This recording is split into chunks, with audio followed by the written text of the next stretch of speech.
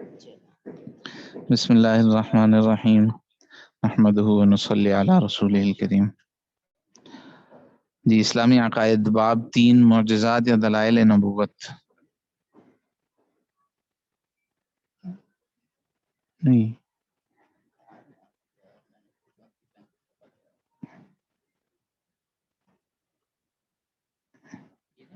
نہیں آگے یہ آگے ہم چھوڑا ہوا نا ان میں سے دوسرے باب سے شروع، نبوت والی بات سے شروع کی۔ جی آگے یہ باب دی تیسرا معجزات۔ یہ بسم اللہ الرحمن الرحیم، معجزات یا دلائل نبوت۔ معجزے کا لفظ لغت میں عجز سے بنا ہے، جو قدرت کی ضد ہے، عاجز ہونا۔ معجزہ عاجز کر دینے والی چیز۔ اس کے آخر میں ہا معجزہ، یہ جو ہا ہے یہ یا تو مبالغے کے لیے ہے کہ بہت زیادہ عاجز کر دینے والا، اس میں مبالغہ اس معنی کے اندر، یعنی اس کے اندر زیادہ تاکید، اور یا خود لفظ معجزہ صفت ہے آیت، معنی نشانی کی صفت ہے آیت کی، یعنی آیتن معجزتن، وہ نشانی جو عاجز کر دینے والی ہو۔ تو جب پیچھے لفظ مؤنث ہوتا ہے تو صفت بھی مؤنث آتی ہے، اس وجہ سے ہا جو ہے وہ تا وہ مؤنث بنانے کے لیے لفظ کو ہے، مبالغے کے لیے نہیں۔ یا تو مبالغے کے لیے ہے، یا اگر تائے تانیث ہو تو اگر مؤنث بنانے والی ہو تو پھر معنی یہ ہوگا کہ چونکہ بعض اوقات وہ کوئی ایسا لفظ پیچھے معذوف ہوتا ہے، اس کی وجہ سے یہ مؤنث بن جاتی ہے۔ چلیے، اس کو معجزہ اس لیے کہتے ہیں کہ مخلوق اس کے کرنے سے عاجز ہوتی ہے۔ خارق عادت کام کو معجزہ کہنا بطور مجاز ہے، در حقیقت معجز یعنی عاجز کرنے والا وہ فعل نہیں ہوتا جو نبی کے ہاتھ پر صادر ہو۔ عاجز کرنے والا وہ فعل نہیں ہوتا جو نبی کے ہاتھ پر صادر ہو، نبی کے ہاتھ پر صادر ہوتا ہے، بلکہ اللہ تعالیٰ کی ذات اس فعل کے ذریعے سے مکذبین اور منکرین کو عاجز کرتی ہے۔ جی ہاں، مطلب یہ ہے کہ حضرت موسیٰ علیہ السلام نے عصا کو پھینکا اور عصا بڑا اژدہا بن گیا، اب یہ معجزہ ہے۔ اب اس کو معجزہ بولتے ہیں، مطلب یہ ہے کہ ایسا فعل جو عاجز کر دینے والا ہو دوسروں کو۔ در حقیقت یہ فعل عاجز کرنے والا نہیں ہوتا کسی دوسرے کو، بلکہ فاعل اس کا حقیقت میں اللہ ہے۔ مطلب یہ ہے کہ اللہ تعالی جو لوگ انکار کر رہے ہیں، جو لوگ اس کے باوجود بات کو نہیں مان رہے، ان کو عاجز کر دیتا ہے، وہ اس کا جواب نہیں دے سکتے، اس دلیل کا انکار نہیں کر سکتے، عاجز کر دینے والا ہے تو وہ اللہ تعالی ہے۔ اور جو یہ بولتے ہیں کہ نبی کا یہ فعل معجزہ ہے، جو یہ کہا جاتا ہے کہ موسیٰ علیہ السلام نے عصا پھینکا، معجزہ یہ ظاہر ہوا، تو اس کو معجزہ عاجز کر دینے والا فعل مجازن بولتے ہیں۔ حقیقتاً یعنی در حقیقت تو اللہ تعالیٰ عاجز کرتا ہے، پر مجازن جیسے کوئی لفظ استعمال کسی دوسرے معنی میں استعمال ہو جاتا ہے کسی بھی تعلق کی وجہ سے، اس کو مجازن جو ہے وہ یہ بول دیا جاتا ہے۔ تعریف: معجزہ اس خارق عادت کام کو کہتے ہیں، خارق عادت، عادت کو پھاڑ دینے والا، عادت کے خلاف کام کو کہتے ہیں، جو خدا کی طرف سے پیغمبر کی تصدیق کے لیے صادر ہو، خدا کی طرف سے پیغمبر کی تصدیق کے لیے صادر ہو۔ قرآن پاک میں اس کی جگہ آیت اور برہان کے الفاظ اور حدیث میں علامت و دلائل کے الفاظ استعمال ہوئے ہیں۔ علم عقائد والوں کے نزدیک لفظ معجزہ بطور اصطلاح کے رائج ہے۔ قرآن پاک کی چند آیات جن میں معجزات کو آیات اور نشانیوں اور برہان کے ساتھ تعبیر کیا گیا ہے درج ذیل ذکر ہیں۔ پہلی، فلما جاءہم موسیٰ بآیاتنا بینات، آیات ذکر ہے، قالوا ما ھذا الا سحر مفتری، بس جب موسیٰ علیہ السلام ان کے پاس ہماری کھلی نشانیوں کے ساتھ آئے، بآیاتنا ہماری نشانیوں کے ساتھ، بینات کھلی واضح، تو انہوں نے کہا یہ نہیں ہے مگر کھڑا ہوا جادو۔ تو جو یہ نشانیاں تھیں وہ کیا تھیں؟ وہ معجزات ہی تھے۔ تو معجزے کو قرآن پاک میں بینات کے آیات کے لفظ سے، آیت نشانی، اس کے لفظ سے بھی بولا جاتا ہے۔ فرعون نے حضرت موسیٰ علیہ السلام سے کہا، ان کنت جئت بآیۃ، اگر تو آیا ہے کوئی نشانی لے کر تو اس کو لا اگر تو سچا ہے، نشانی یعنی کوئی معجزہ ہے تمہارے پاس. کفار کہتے تھے فل یاتنا بآیۃ، بس چاہیے کہ وہ لائے ہمارے پاس کوئی نشانی، جیسے کہ پہلے رسول بھیجے گئے تھے نشانیاں دے کر. حضرت صالح علیہ السلام کا قول نقل کیا ہے، یا قوم ہادی ناقۃ اللہ لکم آیتن، اے میری قوم یہ اونٹنی ہے تمہارے لیے اللہ کی نشانی. اسی طرح اگلی آیت میں بھی فضانی کا برہانانی من ربک، یہاں برہان کا لفظ ہے. ڈال اپنا ہاتھ اپنے گریبان میں، نکلے گا سفید ہو کر. حضرت موسیٰ علیہ السلام سے اللہ پاک نے فرمایا کہ نکلے گا سفید ہو کر بغیر کسی بیماری کے، یعنی اس کا سفید ہو جانا اس وجہ سے نہیں ہوگا کہ کوئی بیماری یا پھول بیری ہوگی جس کی وجہ سے ہاتھ سفید ہو گیا، بلکہ روشن چمکدار ہوگا بغیر کسی بیماری کے. اور ملا لے اپنی طرف اپنے بازو کو ڈر سے بچنے کے لیے.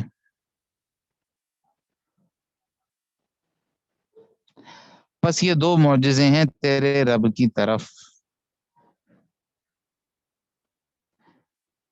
جی ہاں، اب اگر ہاتھ ایسی حالت میں ہی رہ جاتا تو پھر عجیب سی حالت ہو جاتی اور ڈر سا لگتا ہے.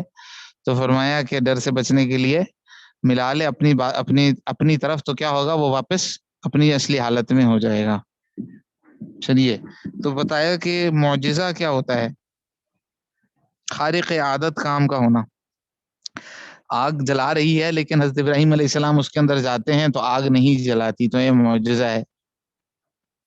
ٹھیک ہے، ایک چیز کی جو ہے نا وہ حالت تبدیل، عام حالات میں جو سبب اور جو چیز کا سبب نہیں بنتی چیز، وہ نبی کے ہاتھ پر اس کے دعوے کے موافق ہو جانا، یہ معجزہ ہوتا ہے. یہ جو ہے نا وہ عادت کے خلاف کسی کام کا صدور نبی سے ہو جانا، بطور اس کے لیے اللہ رب العزت کے اس کے نبی ہونے کی دلیل کے لیے کہ یہ واقعی نبی ہے. جی، اب یہ بات سمجھانے کے لیے تھوڑا سا ایک بحث کو چھیڑ رہے ہیں کہ اشیاء اور افعال کے وجود میں سببیت اور شرطیت اور تاثیر کا دخل، سببیت، شرطیت اور تاثیر کا دخل. معرف السنن میں فلاں صفحے پر ہے، حل فی الاشیاء خواص مؤثرۃ ام لا وفیہ مذاہب، کیا اشیاء میں ایسے خواص، ایسے خاصے، ایسی صفات ہوتی ہیں جو دوسری اشیاء میں تاثیر رکھتی ہیں، اثر کر دیتی ہیں، اثر ڈال دیتی ہیں. اس بارے میں مندرجہ ذیل اقوال ہیں. پہلا مذہب یہ ہے، امام ابو الحسن اشعری، جن کو ہم نے شروع میں پڑھا کہ یہ اہل سنت کے دو بڑے اماموں میں سے ایک ہیں، ایک اشعری امام ابو الحسن اشعری، اور دوسرے مذہب ہے امام ابو منصور ماتریدی. ایک اشعری، دوسرے ماتریدی. ان کے پیروں کو اشاعرہ کہتے ہیں، دوسروں کو ماتریدیہ کہتے ہیں. تو امام ابو الحسن اشعری رحمۃ اللہ علیہ کا قول ہے کہ اشیاء اور ان کے اثرات کے درمیان کوئی تعلق نہیں ہوتا. پانی پیاس بجھاتا ہے، پانی اور پیاس بجھانا، اشیاء اور ان کا جو اثر ظاہر ہو رہا ہے اس کے درمیان کوئی تعلق نہیں. البتہ اتنی بات ہے کہ عادت اللہ یوں جاری ہے، اللہ کی عادت یوں جاری ہے کہ وہ ایک شے یعنی مسبب کو دوسری شے یعنی سبب کے موجود ہونے کے بعد پیدا کرتے ہیں. مثال سے سمجھیے، آگ کپڑے کو چھوتی ہے جو کہ سبب ہے، تو اس کے بعد اللہ تعالیٰ کپڑے کے جلنے کو پیدا فرما دیتے ہیں. ان کے نزدیک کپڑے کو جلانے میں آگ کو حقیقت میں کچھ دخل نہیں ہوتا. اللہ تعالیٰ کپڑے کو بغیر آگ کے جلا سکتے ہیں اور آگ کو اس طرح پیدا کر سکتے ہیں کہ وہ نہ جلائے. غرض ان کے نزدیک آگ میں جلانے کی تاثیر نہیں ہوتی. بات واضح ہے کہ آگ ایسی چیز نہیں جو جلا سکے، اور آگ کے اندر مستقل جلانے کی کوئی صفت نہیں ہے. ہاں، جب آگ کسی کپڑے کو چھوتی ہے پھر اللہ تعالیٰ اس سے جلانے کا اثر اس سے جلانے کا فعل پیدا کر دیتے ہیں. ایک چیز پہلے ہوتی ہے، اس کے موجود ہونے کے وقت دوسری کو اللہ پاک وجود دے دیتے ہیں. تو یہی بس ہوتا ہے، اس چیز کے اندر جلانے کی تاثیر میں کچھ دخل نہیں. آگ نے جلانے میں کچھ دخل نہیں کیا. آگ صرف یہ ہے کہ آگ کے ہوتے ہوئے پہلے آگ آ جاتی ہے اور اس کے بعد جلنے کا وجود اللہ پاک پیدا کر دیتے ہیں. ایسا نہیں ہوتا کہ آگ نے جلایا، بلکہ اللہ نے جلایا آگ کے ہوتے ہوئے. ٹھیک ہے، اس کے اندر، آگ کے اندر کوئی تاثیر نہیں مانتے، آگ کے اندر جلانے کا جلانے کی کوئی اس کے اندر تاثیر ہی نہیں ہے، اس کے اندر جلانے کی کوئی قوت ہی نہیں ہے۔ البتہ اتنا ہے کہ اللہ کی عادت یہ ہے، عام طور سے جو اللہ کرتے ہیں وہ کیا کرتے ہیں کہ آگ کے ہوتے ہوئے کپڑے کو اگر آگ لگتی ہے، جو یہ سبب بنتا ہے، اس کی وجہ سے کیا وجود آتا ہے؟ جلنا وجود میں آ جاتا ہے۔ سبب کے موجود ہونے کے وقت مسبب پایا جاتا ہے۔ آگ کا کپڑے کو چھونا سبب ہے آگ لگنے کا، کپڑے کے جلنے کا۔ اب یہ چھونا، یہ سبب کے ہوتے ہوئے مسبب جو آگ لگ جانا ہے، اس سبب کی وجہ سے جو چیز پیدا ہو رہی ہے اس کو مسبب بولتے ہیں۔ وہ پیدا ہو جانا وہ کیا ہے؟ وہ بس آگ لگنے کی وجہ سے نہیں ہے، وہ اس وجہ سے کہ اللہ نے آگ جلنے کو پیدا کیا، اللہ پاک نے جلنے کا فعل کیا، اور یہ آگ کا لگنا یہ بس اس کے تاثیر نہیں ہے اس کے اندر، بلکہ اللہ نے جلنے کو پیدا کیا۔ بس اللہ کی عادت یہ ہے کہ آگ ہوتی ہے، جل رہی ہوتی ہے، اس کے کپڑا لگتا ہے تو اللہ کی عادت یہ، اللہ عام طور سے یہ کرتے کہ کپڑے کو جلا دیتے، لیکن آگ کچھ نہیں کرتی، کہ کرنے والے اللہ ہیں۔ ٹھیک ہے، جیسے حضرت ابراہیم علیہ الصلوۃ والسلام کو جب آگ میں ڈالا گیا تو اب آگ نے نہیں جلایا، تو اللہ پاک نے آگ کے اندر تاثیر ہی نہیں رکھی ہوئی تھی جلانے کی۔ جو اللہ پاک عام طور سے آگ کے ہوتے ہوئے اگر کوئی جسم ایسا جاتا جو جل جاتا تو اللہ رب العزت عام طور سے جلا دیتے ہیں، ان کو نہیں جلایا، آگ کی تاثیر نہیں تھی اس کے اندر۔ ٹھیک ہے جی، نمبر 2، دوسرا مذہب امام ابو منصور ماتوریدی رحمۃ اللہ علیہ اور ان کے پیروکاروں کا قول ہے کہ اللہ تعالیٰ اشیاء میں تاثیر پیدا کرتے ہیں بعین طور، جس کی صورت یہ ہوتی ہے کہ اشیاء میں ایسے خواص رکھتے ہیں، پیدا تو اللہ ہی کرتے ہیں، اللہ تعالیٰ ہی اشیاء میں تاثیر پیدا کر دیتے ہیں، اشیاء میں تاثیر پیدا کر دیتے ہیں۔ صورت اس کی یہ ہوتی ہے کہ اشیاء میں ایسے خواص رکھتے ہیں جو مؤثر ہوں اور دوسرے پر اثر انداز ہوتے ہیں، اور ان خواص کو اللہ تعالیٰ نے اپنی قدرت سے پیدا کیا ہے، اور اللہ جب چاہیں اشیاء میں سے ان خواص کو نکال دیں۔ صحیح مطلب یہ ہے کہ اللہ پاک نے آگ کے اندر جلنے کی تاثیر، جلانے کی تاثیر رکھ دی ہے، اور جب آگ لگے گی تو آگ کا لگنا سبب بنے گا، آگ کا اس کو چھونا، کپڑے کو چھونا سبب بنے گا آگ لگنے کے، اور اللہ پاک نے آگ میں یہ تاثیر مستقل رکھ دی ہے۔ ٹھیک ہے،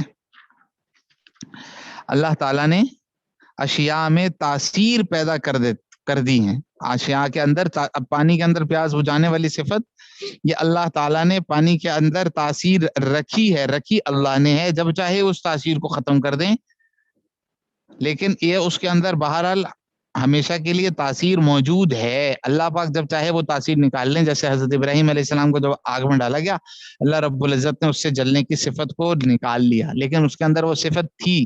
عام طور سے آگ کے اندر وہ تاثیر ہوتی ہے، امام ابو الحسن اشعری نے یہ کہا تھا کہ ہوتی ہی نہیں ہے، تاثیر ہے ہی نہیں، یہ کہہ رہے ہیں تاثیر اللہ ڈالتے ہیں، تاثیر ایک چیز کے اندر اللہ پاک نے پیدا کی ہوئی ہے، اس کی صورت ایسے خواص رکھتے ہیں جو مؤثر ہوں اور دوسرے پر اثر انداز ہوں۔ یہ مؤثر، اس کے اندر ایسے خواص ہیں جو تاثیر دوسرے کے اندر تاثیر رکھیں گے اور اثر انداز ہوں گے۔ آگ کے اندر جلنے کی صفت ہے، آگ کو کپڑا لگا، آگ جلانے کی صفت اس کے اندر ہے، وہ اس میں اثر انداز ہوتی ہے۔ ان خواص کو اللہ تعالیٰ نے اپنی قدرت سے پیدا کیا ہے، اور اللہ جب چاہیں اشیاء میں سے ان خواص کو نکال دیں۔ ٹھیک ہو گیا جی؟ فرما رہے ہیں کہ عقل سلیم اس قول کو تسلیم کرتی ہے، اور دلائل نقلیہ بھی اس کی تائید کرتے ہیں۔ اللہ تعالیٰ نے قرآن پاک میں حضرت عیسیٰ علیہ السلام کا قول نقل کیا، احیی الموتى باذن اللہ، یعنی میں مردوں کو زندہ کرتا ہوں اللہ کے حکم سے۔ ان کو اللہ رب العزت نے یہ معجزہ عطا فرمایا کہ وہ جو ہے نا وہ مردوں کے اوپر ہاتھ پھیرتے تھے، اللہ پاک ان کو زندہ کرتے، وہ زندہ ہو جاتے تھے۔ وہ جو ہے نا وہ مٹی کے پرندے بناتے تھے اور ان کو پھونک مارتے تھے، وہ اڑ جاتے تھے، اللہ پاک ان کے اندر حیات ڈال دیتے تھے۔ تو انہوں نے کہا کہ میں زندہ کرتا ہوں، کیا کہا؟ میں زندہ کرتا ہوں باذن اللہ، اللہ کے حکم کے ساتھ۔ اللہ کا حکم ہوتا ہے تو زندہ کون کرتا ہے؟ انہوں نے الفاظ ہی کا استعمال کیے، میں زندہ کرتا ہوں۔ حضرت عیسیٰ علیہ السلام نے پہلے مردوں کو زندہ کرنے کی کرنے کو اپنی طرف منسوب کیا، پھر کہا کہ اللہ کے حکم سے۔ اس کی طرف اشارہ ہے کہ خلق اور احیاء یعنی پیدا کرنے اور زندہ کرنے میں حضرت عیسیٰ علیہ الصلاۃ والسلام کو مستقل قدرت حاصل نہیں تھی، سمجھ آئی؟ مستقل قدرت حاصل نہیں تھی، لیکن نسبت اپنی طرف کر کے اس طرف بھی اشارہ کیا کہ کچھ تاثیر اللہ پاک نے رکھ دی ہے۔ تیسرا مذہب معتزلہ، وہ کہتے تھے کہ اللہ تعالیٰ نے اشیاء کو پیدا اور ان میں دوسرے پر اثر انداز ہونے والے خواص رکھے ہیں، اشیاء کو پیدا کیا ہے اور ان میں دوسرے پر اثر انداز ہونے والے خواص رکھے ہیں، اور خواص مؤثرہ سبب بنے اور ان کی وجہ سے خود بخود اللہ تعالیٰ کی قدرت کے دخل کے بغیر مسبب وجود میں آ جاتا ہے۔ اب اللہ پاک نے آگ کو بنایا اور آگ کے اندر جلانے کی صفت رکھی، اب اس کے اندر وہ مستقل ہے، اب جب آگ لگے گی خود بخود آگ لگ جائے گی، اللہ رب العزت کی آگ لگنے کو کے فعل کو پیدا کرنے کی ضرورت نہیں۔ تو 3 مذہب ہو گئے۔ پہلا مذہب جو دوسری ایکسٹریم پر ہے، امام ابو الحسن اشعری، وہ یہ کہتے ہیں رحمت اللہ علیہ، وہ یہ کہتے ہیں کہ کسی چیز کے اندر اللہ پاک نے تاثیر نہیں رکھی۔ اللہ پاک نے جو چیز جو ہمیں سبب مسبب کا جو ہے نا وہ جہاں تعلق نظر آتا ہے کہ جب یہ ہوتا ہے تو یہ بھی ساتھ میں ہو جاتا ہے، جب سورج نکلتا ہے تو روشنی آ جاتی ہے، جب جو ہے نا روشنی ہوتی ہے تو اندھیرا ختم ہو جاتا ہے، جب آگ لگتی ہے تو چیز جل جاتی ہے، جب پانی پیتے ہیں تو پیاس بجھ جاتی ہے، جب پانی کے اندر کوئی چیز ڈالتے ہیں تو وہ اس کو اپنے اندر ڈبو لیتی ہے۔ ہر چیز کے اندر مختلف اثرات اور خواص ہیں۔ یہ اللہ رب العزت نے کسی چیز کے اندر کوئی تاثیر نہیں رکھی، جو یہ ہو جاتا ہے ہمیں نظر آتا ہے اللہ ہی کرتے ہیں، اس چیز کے اندر وہ تاثیر ہے ہی نہیں کرنے کی، ہر باری اللہ ہی کرتے ہیں۔ اور دوسری بات یہ ہے کہ اس کے موجود ہونے کے وقت بس اللہ رب العزت عام طور سے یہ فعل وجود میں ڈال دیتے ہیں، ابھی کبھی اللہ پاک نہیں کرے نہ کرے، اس چیز کے اندر کوئی اثر ہے ہی نہیں۔ دوسرا مذہب ہے ماتریدی، امام ابو منصور ماتریدی رحمۃ اللہ علیہ، وہ یہ کہتے ہیں کہ چیزوں کا اللہ رب العزت نے تاثیر تو رکھتی ہے، تاثیر رکھی ہے، البتہ جب وہ چیز کیا وہ ہوتا ہے تو اللہ رب العزت اس کے فعل کو پیدا کر دیتے ہیں۔ پیاس اللہ بجھائیں گے، بھوک اللہ مٹائیں گے، دوائی کے اندر اگر جو ہے نا وہ شفا ہے تو اللہ رب العزت، لیکن اللہ رب العزت نے اگر کسی چیز کے اندر وہ سبب مسبب لازم ہے تو اللہ رب العزت نے اس کے اندر اپنی اثر رکھا ہے، البتہ فعل کو اللہ تعالیٰ خود پیدا کرتے ہیں۔ اور معتزلہ یہ کہتے ہیں کہ اللہ پاک نے ایک چیز کے اندر اثر رکھے بس فارغ، اب وہ چیز جب بھی کسی چیز کے اوپر لگے گی تو اس کے اندر جو اثر تاثیر موجود ہے وہ اسی کی وجہ سے وہ فعل وجود میں آ جائے گا۔ اللہ پاک کو ہر باری فعل کو جو ہے نا وہ فعل کرنا نہیں، فعل کو وجود دینا نہیں پڑے گا، اللہ پاک ہر دفعہ فعل کو وجود نہیں دیتے، ٹھیک ہے؟ چلیے، فعل کو وجود دیتے ہیں، چیز جو وجود میں آتی ہے وہ فعل سے ہی آتی ہے، یہ تو امام اشعری اور ماتریدی دونوں یہی کہتے ہیں کہ وجود تو اللہ تعالیٰ کے دینے سے ہی آئے گا، البتہ ان میں فرق یہ ہے کہ وہ مانتے ہیں، وہ ماتریدی مانتے ہیں کہ اس میں تاثیر خود کی تھی، خود بھی تاثیر اللہ رب العزت نے جو رکھی ہے وہ تاثیر ہوتی ہے، اس میں تاثیر رکھی ہے اللہ پاک نے، اور وہ اشعری کہتے ہیں کہ تاثیر رکھی ہی نہیں ہے، چونکہ جو ہے نا وہ دلائل ایسے ہیں احادیث میں اور قرآن پاک میں جن سے یہ سمجھ میں آتا ہے کہ جو ہے نا نسبت اس باب کی طرف ہو جاتی ہے جس سے کچھ اندازہ یہ ہوتا ہے کہ کچھ تو تاثیر ہوگی۔ ماتریدیہ کے قول کی وضاحت، اس میں کوئی شک نہیں کہ آگ سے حرارت، پانی سے برودت اور سورج سے فضا کی روشنی ضرور ہوتی ہے، لیکن اگر کوئی یوں سمجھے کہ آگ حرارت کی اور پانی برودت کا یعنی آگ سے گرمی اور پانی سے سردی پیدا ہو جاتی ہے اور سورج فضا کی روشنی کا موجد اور خالق ہے، یہ سمجھیں کہ خود بخود اس کے اندر یہ تاثیر پیدا کر دیتا ہے اور خالق خود ہی ہے، یہ فعل کو یہی وجود دے دیتے ہیں۔ مثال آگ لگی تو جو اب آگ لگ رہی ہے یہ آگ نے جو جلایا ہے، یہ جو جلنا ہے یہ آگ نے ہی فعل کیا ہے، اب آگ ہی اس فعل کا خالق ہوا۔ یہ یوں کہنا کہ فضا کی روشنی کا موجد اور خالق ہے، اگر کوئی یوں سمجھے، یعنی ہم یہ کہتے ہیں کہ ان چیزوں سے یہ ضرور نظر آتی ہیں باتیں، لیکن اگر کوئی یوں سمجھے کہ آگ حرارت کی اور پانی برودت کا اور سورج فضا کی روشنی کا موجد اور خالق ہے، اور خدا نے ان اشیاء کو قدرت عنایت فرما دی ہے کہ اس کے ذریعے اپنے اثرات کو ایجاد اور پیدا کریں، تو یہ کفر و شرک کی بات ہے. ٹھیک ہے، اس میں گویا کہ ہم نے کسی دوسری چیز کو خالق اور مالک مان لیا. یہ نہیں کر سکتے. ہم یہ نہیں مان سکتے کہ آگ ہی جلا رہی ہے، بلکہ اللہ جلا رہے ہیں. لیکن آگ کے اندر جلانے کی تاثیر ضرور رکھی اللہ پاک نے. وجود عطا کرنا اور ایجاد کرنا صرف اللہ کی صفت ہے. جی، اشیاء میں تاثیر کس طرح اثر کرتی ہے؟ انسان جب کوئی فعل کرتا ہے تو اپنی ذات میں موجود قدرت کو اس فعل کو کرنے کی طرف متوجہ کر دیتا ہے. انسان جب کوئی فعل کرتا ہے تو اپنی ذات میں موجود قدرت کو اس فعل کے کرنے کی طرف متوجہ کرتا ہے.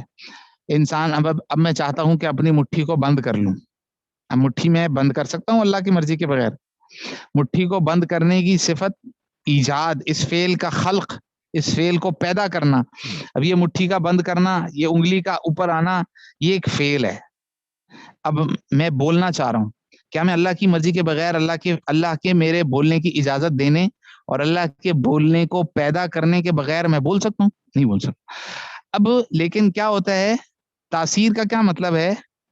انسان جب کوئی فعل کرنا چاہتا ہے تو اپنی ذات میں موجود جو قدرت محسوس ہو رہی ہے، مجھے قدرت محسوس ہو رہی ہے کہ میں اپنی مٹھی بند کر سکتا ہوں. اب میں اس قدرت کو موجود، میری ذات میں جو قدرت موجود ہے، اس کو اس فعل کی طرف متوجہ کر دیتا ہوں. پھر کیا ہوتا ہے؟ پھر اللہ تعالیٰ اپنی صفت قدرت اور صفت تکوین سے اس فعل کو پیدا کر دیتے ہیں. فعل اللہ تعالیٰ پیدا کرتے ہیں. وعلیکم السلام. اور میں کیا کرتا ہوں، میں اپنی قدرت کو اس کی طرف متوجہ کرتا ہوں. میری اپنی ذات کے اندر جو قدرت موجود ہے، میں اس کو اس فعل کی طرف لگا دیتا ہوں. پیدا اللہ کرتے ہیں فعل کو. بس یہی معنی ہے تاثیر کا،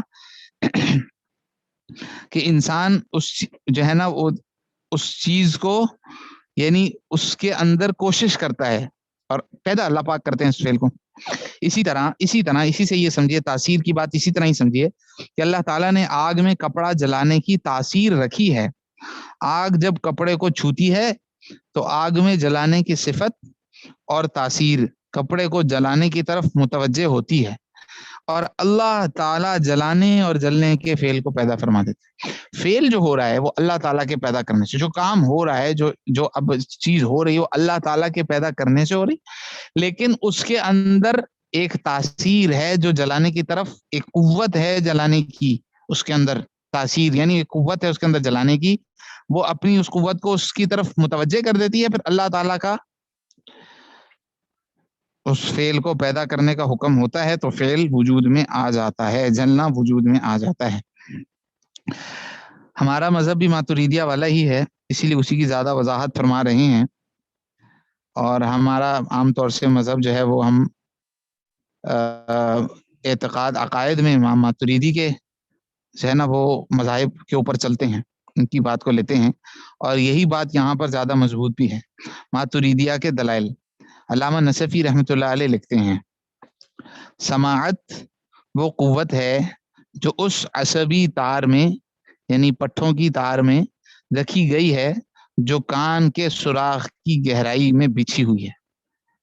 سماعت وہ قوت ہے جو ہمارے مسلز کے اندر، جو ایک مسل کی لیئر کان کے اندر بچھی ہوئی ہے، جو مسل جو ٹشو ہے اس کے اندر وہ قوت اللہ پاک نے رکھ دی ہے.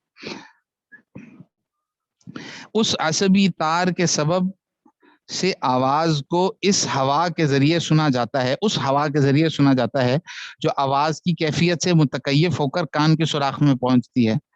ایسی ہوا کے وہاں پہنچنے پر اللہ تعالیٰ اپنی عادت جاریہ کے تحت نفس میں آواز کی سماعت اور ادراک کو پیدا فرماتے ہیں. جو ہمارے سینسز ہیں،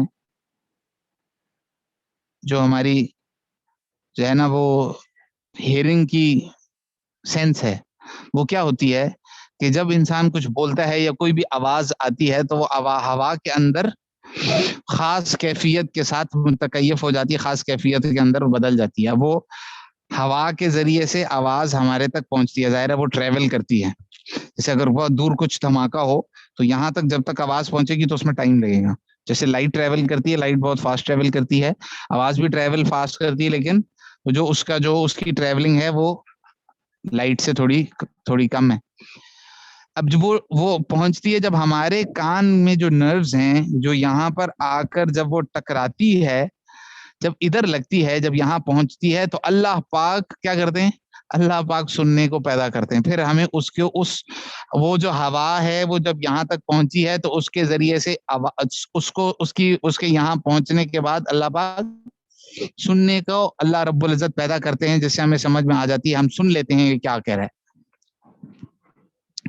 غرض آواز کی سماعت کی خلق اور ایجاد تو اللہ تعالیٰ کرتے ہیں، البتہ آواز کی کیفیت والی ہوا کا کان کے سوراخ میں پہنچنا سماعت کا سبب ہے. اس کی دلیل یہ ہے کہ ہم سماعت کو اس کے سبب کے ساتھ گھومتا پاتے ہیں، یعنی یہ جو ہوتا ہے تو پھر آواز آتی ہے. اگر سبب ہے یعنی آواز کی کیفیت والی ہوا کان کے سوراخ میں ہے تو سماعت ہے، اور اگر نہیں ہے تو سماعت بھی نہیں ہے. علامہ نصفی رحمۃ اللہ علیہ کی یہ بات ہمارے ان اشعری حضرات کے نظریے کی تردید ہے، جو کہتے ہیں کہ مذکور سبب کے اثر کے بغیر محض اللہ تعالیٰ کے پیدا کرنے سے سماعت حاصل ہوتی ہے. اشاعرہ کیا کہتے ہیں کہ سبب کے اندر کوئی تاثیر نہیں، اس کے بغیر ہی بس اللہ رب العزت سماعت کو پیدا کرتے ہیں. تو جو یہ حضرت علامہ نصفی جو ایک بڑے بزرگ ہیں پرانے، انہوں نے یہ بات لکھی ہے، یہ ہماری بات کی دلیل بنتی ہے کہ اس کے اندر تاثیر اور اس کو وہ سبب بنا ہوا تھا، اور پھر اللہ پاک نے اس کے اندر سننے کی صفت کو ڈالا ہے، سننے کے فعل کو اللہ رب العزت نے اس کے اندر پیدا کیا ہے. یہ حضرات تو یہاں تک کہتے ہیں، کون؟ اشعری حضرات یہاں تک کہتے ہیں کہ صبح کی روشنی سورج سے نہیں ہوتی، اور رویت یعنی روشنی کی شعاعوں سے نہیں ہوتی، بلکہ ہر چیز بغیر سبب کے محض اللہ تعالیٰ کے پیدا کرنے سے ہوتی ہے. ٹھیک ہے. ہم ماتریدیہ کہتے ہیں کہ اللہ تعالیٰ کا پیدا کرنا سلسلہ اسباب کو باطل نہیں کرتا. اللہ تعالیٰ پیدا تو کرتے ہیں، لیکن اس سے یہ بات نہیں لازم آتی کہ باقی اسباب کے جو سلسلے ہیں وہ ختم ہو جائیں. ہم یہ مانیں کہ کسی چیز کے اندر کوئی سبب ہی نہیں ہے، کوئی تاثیر نہیں ہے، اس کے اندر وہ صفت ہے ہی نہیں کسی چیز کے اندر. جو اللہ تعالیٰ کی عادت جاریہ ہے، اللہ کا پیدا کرنا سلسلہ اسباب کو باطل نہیں کرتا. جو اللہ تعالیٰ کی عادت جاریہ ہے، اس کا مطلب ہے کہ اللہ تعالیٰ عام طور سے جب کسی شے کو پیدا کرتے ہیں، مثلاً سیرابی کو پیدا کرتے ہیں تو ٹھنڈا پانی پینے کے وقت پیدا کرتے ہیں، یا ٹھنڈے پانی کو آلہ اور ذریعہ بنا کر پیدا کرتے ہیں. یہ بات کہ اللہ تعالیٰ ٹھنڈے پانی کے اثر کا کچھ لحاظ نہیں کرتے، ایسا نہیں ہے. یہ بات جو ہے وہ زیادہ عقل کے بھی سمجھ نہیں آتی کہ بالکل ٹھنڈا پانی کا کوئی اثر ہی نہ ہو، کوئی اس کے اندر وہ سبب ہی نہ بنے. وہ اللہ تعالیٰ اس کو سبب بنا کر کرتے، تو اللہ پاک نے اس کے اندر کچھ تو اثر ڈالا ہوا ہے. بہرحال فعل کو تو اللہ ہی پیدا کرتے ہیں. اگر کوئی اچھا، یہ جو دونوں قول ہے نا، ان دونوں کو ماننے والے اہل سنت ہی ہیں. کوئی مطلب اشاعرہ یہ نہیں کہتے کہ ماتریدیہ اس قول کی وجہ سے اہل سنت سے نکل گئے یا کفر و شرک کا ارتکاب کر لیا، اور ہم یہ نہیں کہتے کہ انہوں نے کوئی ایسی بات. ہم یہ کہتے ہیں کہ دلائل کے اعتبار سے ہماری بات درست ہے، وہ کہتے ہیں ہماری بات درست ہے، لیکن اس کی وجہ سے کوئی جو ہے نا وہ کسی کے عقیدے کے اندر کوئی ایسی بات نہیں پیدا ہوتی. عام طور سے جو شوافع حضرات ہیں وہ شاعرہ کی بات کو لے لیتے ہیں، تو اس کی وجہ سے دونوں ہی اہل سنت دونوں ہی حق رہتے ہیں، اللہ کے حکم سے ہوتے. اخیر بات تو یہی ہے، اسانت دونوں کی. اصل میں جو اصل بات خلاف آتی ہے وہ معتزلہ کی آتی ہے، جو پیچھے بات گزری ہے. معتزلہ کہتے ہیں کہ چیزوں کا پھر وہ چیز خود وجود میں دے دیتی ہے، ایجاد اور خلق کر دیتی ہے. مثال آگ ہے، تو وہ اب آگ کے اندر اللہ پاک نے جلانے کی صفت پیدا کر دی ہے، ٹھیک ہے، اس چیز کے اندر اس کے اندر تاثیر موجود ہے. اس چیز کو ماتریدیہ بھی مانیں، معتزلہ بھی مانیں گے. لیکن اب یہ جلانا وہ اس کے اندر اثر بھی ڈال دے گا. اس کو اگر آپ تھوڑے سے اس کو ڈائیگرام بنائیں گے تو آپ یہ پہلی چیز آئے گی تاثیر، چیزوں کے اندر تاثیر ہے کہ نہیں. دوسری چیز آئے گی اس تاثیر کی وجہ سے وہ آگے چیز تاثیر آگے منتقل خود کر دیتی ہے، چیز کو خود وجود دے دیتی ہے یا نہیں. تو جو اشاعرہ ہیں وہ دونوں پہ کاٹا مار دیں گے، دونوں میں ان کا کراس آ جائے گا، نہیں. اور اللہ تعالیٰ تیسری کیا پہلو ہے کہ اللہ تعالیٰ پھر وجود دیتا ہے، اس پر ٹک کریں گے، نہیں وہ اللہ پاک وجود دیتا ہے، نہ اس کے اندر تاثیر ہے، نہ وہ تاثیر آگے جاتی، تاثیر ہی نہیں ہے تو آگے کیا جائے گی. اور جو ماتریدی ہیں وہ کہیں گے تاثیر ہے، لیکن خلق اللہ تعالیٰ کرتے ہیں چیز کو خود وجود تاثیر نہیں دے دیتی، آگے تاثیر آگے منتقل نہیں ہو جاتی، اس کا اثر ایسا ہو کہ وہ آگے بھی اثر ڈال دے اور جس کی وجہ سے وہ چیز خود وجود میں آ جائے اور آگے خلق اور ایجاد بھی ہو جائے، ایسا نہیں ہوتا. ماتریدیہ بولیں گے. معتزلہ یہ بولیں گے کہ نہیں، تاثیر بھی ہے اور وہ آگے خلق بھی کر دیتی ہے، اور اللہ تعالیٰ کو ہر باری پیدا نہیں کرنا. اللہ پاک ایک مرتبہ اللہ پاک نے آگ پیدا کر دی اور آگ کے اندر جلانے کی صفت رکھ دی ہے، اب جہاں آگ لگتی جائے گی وہ آگے جلاتی جائے گی، وہ آگ جلا رہی، اللہ نہیں جلا رہی. ٹھیک ہے، وہ کہتے ہیں اللہ پاک اس خلق کو پیدا نہیں کر رہے بلکہ یہ آگے سے آگے چلتا جا رہا ہے.